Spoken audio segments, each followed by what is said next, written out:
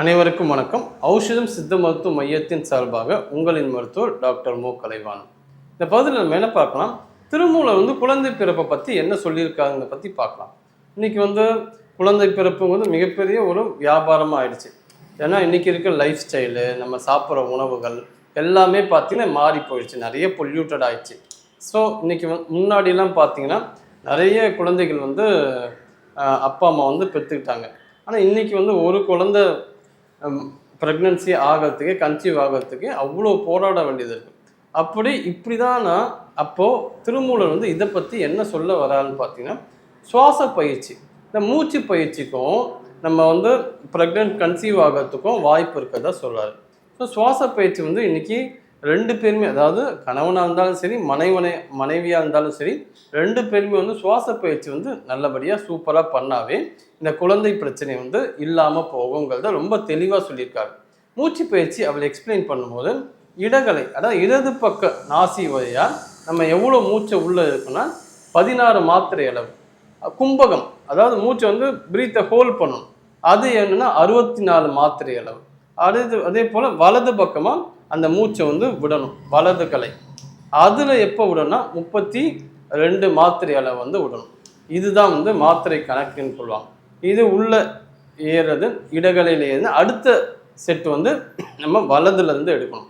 இது மாதிரி மூச்சு பயிற்சி நம்ம தொடர்ந்து பண்ணிக்கிட்டே இருந்தோம்னா இந்த குழந்தை பிரச்சனை ரொம்ப ஈஸியாக நம்மளால் ஹேண்டில் பண்ண முடியும். குழந்தை பிறக்கும்போது என்னெல்லாம் சுவாசத்தில் ஏற்படக்கூடிய மாற்றம், எப்படி பாதிப்பை ஏற்படுத்துவதுனா, ஒரு குழந்தை ஆணா பெண்ணா எப்படி தீர்மானிக்கிறதுன்னு திருமூலர் என்ன சொல்லலாம், ஆண் கலவி கொள்ளும் போது அவனோட சுவாசம் ரைட்டில் போதா லெஃப்டில் போதா, ரைட்டில் அதாவது வலது பக்கமாக போச்சுன்னா அதுதான் ஆண் குழந்தையாக பிறக்கும். அது சப்போஸ் லெஃப்ட் சைடில் இடது பக்கமாக போச்சுன்னா அது பெண் குழந்தையாக பிறக்கும்.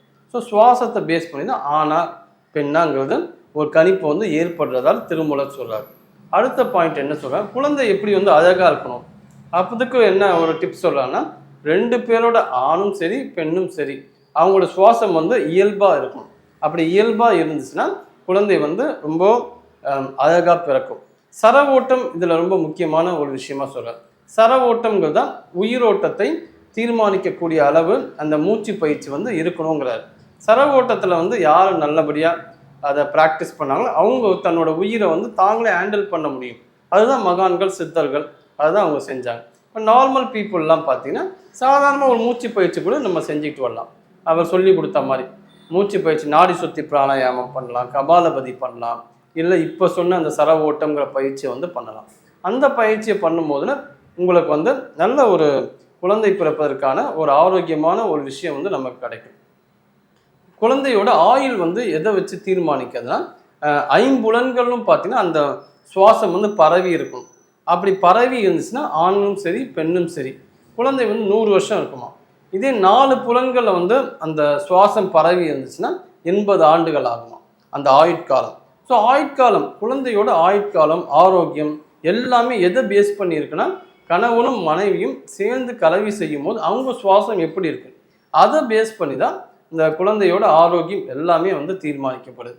இது எல்லாம் பார்த்தீங்கன்னா திருமூலர் அவரோட தவத்தோட ஆற்றலால் இது எல்லாமே நமக்கு கண்டுபிடிச்சி அவர் பாடல்களாக எழுதியிருக்கார். அதே போல் குழந்தையோட அறிவு, குழந்தைக்கு யாரோட அறிவு அதிகமாக இருக்குன்னா கணவனோட அறிவு தான் அதிகமாக இருக்கும். உடல் ஆரோக்கியம் மனைவி, இந்த தாயை சார்ந்தது இருக்கும். இந்த தந்தை போல தான் மகன் சொல்லுவாங்க. அது எப்படின்னா அந்த எண்ணங்கள் தான். அப்போது இந்த நேரத்தில் அதை கலவி கொள்ளும் போது அவனோட மனம் எந்த மாதிரி இருக்குது, கவலையில் இருக்கா, குழப்பத்தில் இருக்கா, சஞ்சலத்தில் இருக்கா, இறுக்கத்தில் இருக்கா, இல்லை மகிழ்ச்சியில் இருக்கலாம், பொறாமையில் இருக்கா, எந்த மாதிரி அந்த எண்ணம் இருக்கோ அதை பேஸ் பண்ணி அவனோட குழந்தை பிறக்கும்.